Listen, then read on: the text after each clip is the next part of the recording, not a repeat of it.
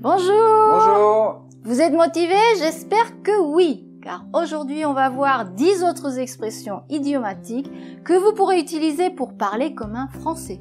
Oui, et comme plus d'1 million d'étudiants, rejoignez-nous pour apprendre le français en s'amusant, vous ne le regretterez pas. Abonnez-vous à la chaîne et on commence.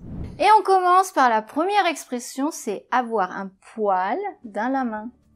Oui, donc regardez le garçon, il a un poil qui lui pousse dans la main, le pauvre. Alors, que signifie cette expression ? Eh bien oui, évidemment, c'est quand vous êtes paresseux. On dit aussi flemmard, c'est-à-dire que vous ne faites rien, vous ne travaillez pas, vous n'aimez pas vous efforcer. Alors évidemment, on comprend bien d'où vient l'expression. Non, moi j'imagine pas un poil, des poils dans la main. Mais c'est parce qu'à force de rien faire avec tes mains, tu finis par avoir des poils qui poussent dans les mains. Voyons un exemple. J'ai J'ai demandé à Antoine de m'aider pour mon déménagement, mais finalement il ne peut pas. Bon, il peut pas ou il ne veut pas, parce que je le connais, Antoine, il a un poil dans la main, celui-là. C'est vrai qu'il est assez paresseux. Deuxième expression, clouer le bec à quelqu'un ou clouer le bec de quelqu'un. Oh, regardez ce pauvre canard. Oh. Alors, le bec, c'est la partie en jaune, d'accord, qu'ont les oiseaux. Alors, ça signifie tout simplement, faire taire une personne, lui clouer le bec pour ne plus qu'elle parle. Ah, celle-là était plus facile à imaginer, je trouve. Ouais. Alors, voyons un exemple. Tu as bien répondu à Guillaume quand il te reprochait de ne pas être à la hauteur. Tu lui as bien cloué le bec. Ah, c'est imbécile. Ouais, voilà. Bien fait. Alors, est-ce qu'il existe une expression similaire dans votre langue ? Vous nous le dites dans les commentaires. J'adore lire les commentaires. Troisième expression, revenir à nos moutons. Alors regardez, il y a 3 moutons. Alors attention, ne vous confondez pas, ce ne sont pas les moutons de Panurge, ça c'est autre chose. Alors vous la connaissez ? Celle-là, je la connais, ça veut dire revenir au sujet principal de la conversation. Oui. Allez, voyons tout de suite un exemple. Donc, par exemple, je te dis, tu savais que Jean allait se marier avec Juliette ? Oui, Juliette, tu te souviens d'ailleurs, je me souviens, elle avait une cousine qui s'appelait Marie, et elle habitait en Bretagne. Ah, moi j'adore la Bretagne. Bon, enfin bref, revenons à nos moutons. Donc, il va se marier. Et l'origine de cette expression, Pierre ? Alors, l'origine, je me suis renseigné sur Internet, et apparemment, ça viendrait d'une comédie assez ancienne, au XVe siècle, je crois, dans laquelle il y a une personne qui se fait voler des moutons et des draps. Et alors comme il se fait voler les deux, eh bien devant le juge, après il raconte, et puis il parle des draps, et puis alors du coup il y a le juge qui lui dit non mais revenons aux moutons, vous parlerez des draps après, etc. Ça viendrait de là, quelque chose comme ça, c'est un peu compliqué. Quatrième expression, du balai. Alors vous voyez le dessin, le balai c'est ce qu'on utilise pour nettoyer la maison. Oui, pour balayer. Bon, alors, en fait, ça signifie, du balai, ça veut dire va-t'en, pars d'ici, je ne veux plus te voir. Voyons un exemple. Allez, du balai, je ne veux plus te voir ici. Et l'origine ? L'origine, en fait, je sais pas, c'est parce qu'on a un balai, et puis avec un balai, on pousse les choses comme ça, et on les met en dehors de la maison. Cinquième expression, avoir la main verte. Ah oui, regarde-le, ce charmant garçon avec toutes ses plantes. Comme toi, Noémie, tu as la main verte. C'est vrai que je m'entends très bien avec les plantes. J'adore les plantes. Alors ça signifie être doué, ça veut dire avoir du talent pour le jardinage. Ça veut dire que chez ces personnes, toutes les plantes poussent. Alors voyons un exemple. Oui, par exemple, je te dirais, tu as vu chez Stéphanie, il y a de super belles plantes vertes. Oui, c'est vrai qu'elle a la main verte, Stéphanie. Et ça vient d'où ? C'est que, t'as la main de la même couleur que les plantes, quoi. Ah bon ?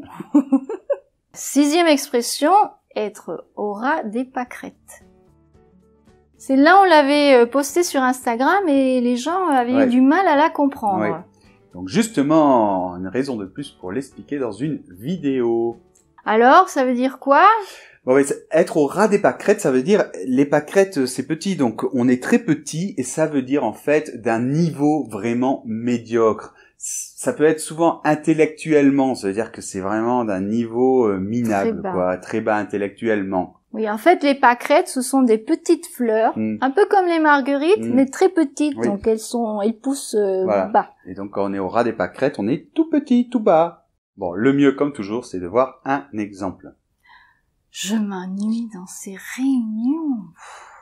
Tu m'étonnes, t'as vu le niveau des réunions? Non mais, les gens sont vraiment au ras des pâquerettes dans ces réunions, c'est minable. 7e expression, la vie de château. Oui, bon, celle-là, je crois qu'elle est pas trop compliquée quand on voit le dessin. Alors, à votre avis? Bon, ben, cette expression signifie l'aisance matérielle, être riche, quoi. Oui, celle-là, elle est logique, on comprend. Oui. Alors, est-ce que tu as un exemple, Noémie? Oui. Maintenant qu'elle a gagné au loto, elle se prive de rien. Elle vit la vie de château. Oh, alors, celle-là. Celle-là, vraiment. 8e expression, en avoir ras le bol. Alors, qu'est-ce que ça signifie à votre avis? Donc, un bol, hein, c'est ce qu'on voit sur le dessin. Et quand c'est à ras, ça veut dire qu'il est totalement rempli. Donc, ça signifie en avoir marre, ne plus en pouvoir, en avoir jusque-là. Voyons un exemple. Demain, encore examen de maths. J'en ai marre. Ah oui, moi aussi, hein. J'en ai ras le bol de ces examens. Hein. J'en peux plus. Et cette expression, elle vient d'où? L'origine, c'est comme j'ai expliqué avant, c'est-à-dire que, en fait, c'est ton énervement qui va déborder. Hein. On dit que ça déborde, ça sort du bol, quoi. Donc c'est à ras, t'en peux plus. 9e expression, quand les poules auront des dents. Oui, celle-là, elle est très sympa et j'aime beaucoup le dessin. Je vous rappelle que les dessins sont de Rosemary. On laisse le lien dans la description, bien sûr. Oui, et alors en fait, qu'est-ce que ça signifie? Eh bien, ça signifie tout simplement jamais, parce que les poules n'auront jamais de dents. Voyons un exemple. Quand est-ce que ta mère va arrêter de me critiquer? Quand les poules auront des dents, mon amour. Et 10e et dernière expression, être à ramasser à la petite cuillère. Alors, regardez, la petite cuillère, c'est ce qui tient dans la main. Alors, qu'est-ce que ça signifie quand on est à ramasser à la petite cuillère? Eh bien, ça veut dire qu'on est dans un état physique déplorable, pitoyable, qu'on est réduit en petits morceaux. Allez, voyons tout de suite un exemple. Tu as un exemple, Noémie? Oui. Je suis allée chercher Julien à la gare après son camp de vacances. Alors, il s'est bien amusé, hein, mais il a hyper peu dormi et il était à ramasser à la petite cuillère. Alors, une petite remarque, une cuillère, ça a 2 orthographes possibles. Donc là, vous ne pouvez plus vous tromper, hein, soit avec un E final et un accent, soit sans E final et sans accent. Alors déjà que l'orthographe française c'est difficile, en plus on a des choix. Mais non, mais comme ça au moins, t'as le choix, t'as moins de chances de te tromper. Alors l'explication. L'explication, c'est que quand on est vraiment très très fatigué, c'est comme si on était réduit en petits morceaux, on est détruit et donc on peut nous ramasser avec une petite cuillère.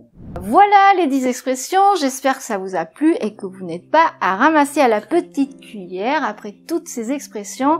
Alors est-ce que dans vos langues il existe des expressions similaires? Racontez-nous dans les commentaires, c'est toujours très amusant de voir. C'est très amusant. Bon, et puis je vous rappelle comme toujours qu'il n'y a pas besoin d'attendre que les poules aient des dents pour avoir 2 super cours gratuits de français pour débutants, pour niveau intermédiaire avancé. Donc profitez-en, tous les liens sont dans la description. Voilà, et comme toujours, un exercice dans le blog, n'hésitez pas à aller voir et le faire. Bien sûr. Allez, on se retrouve la semaine prochaine. Au revoir.